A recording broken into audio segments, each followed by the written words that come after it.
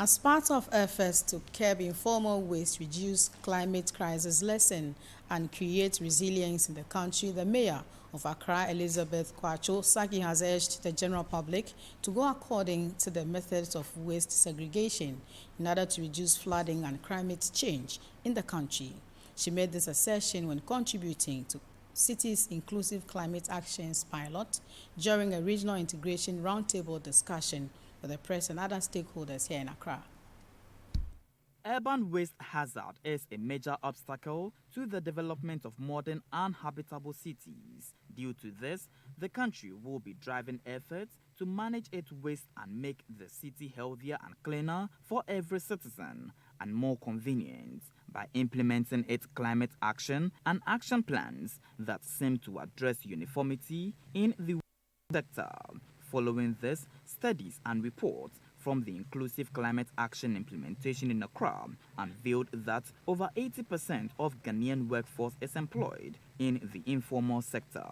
30% of the informal labor is related to waste management and low-income underservice. During a regional interagency roundtable and stakeholders to deliberate on how to curb the issues on the theme Cities Inclusive Climate Action Pilot, the mayor of Accra, Elizabeth Kwatsoe Sackey, urged individuals and waste collectors to comply with waste segregation methods to reduce flooding and climate crisis. This afternoon, we started this morning was to enlighten everybody about waste management.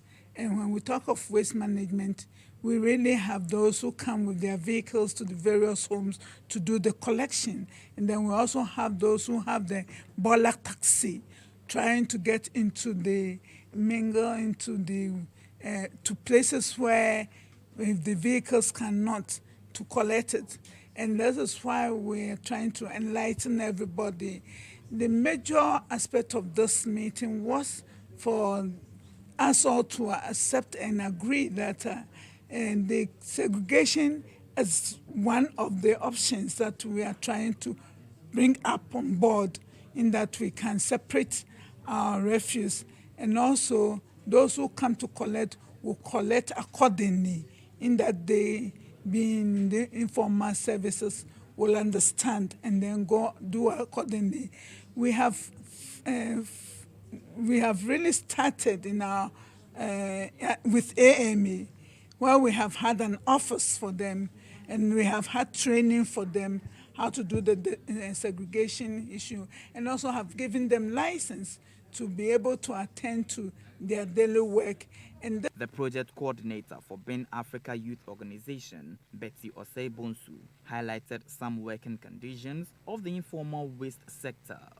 Informal waste workers can be improved, that is, if the government or the assemblies will be able to recognize them as a legitimate body working within the value chain management.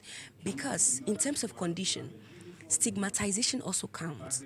If within wherever they find themselves, they are not accepted as an individual or body in charge of waste management, people will still keep on disrespecting them. They will still remain stigmatized. But if the population will recognize them as valuable in waste management, then their works would continuously improve, because don't forget, it's their mental state we are talking about.